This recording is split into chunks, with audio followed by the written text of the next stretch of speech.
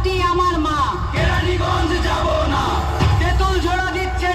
তেঁতুল ঝোড়ার পরে সমস্যা মেহরবানি করে স্টেজের সামনে যে আমাদের নেতৃবৃন্দ যদি আমাদেরকে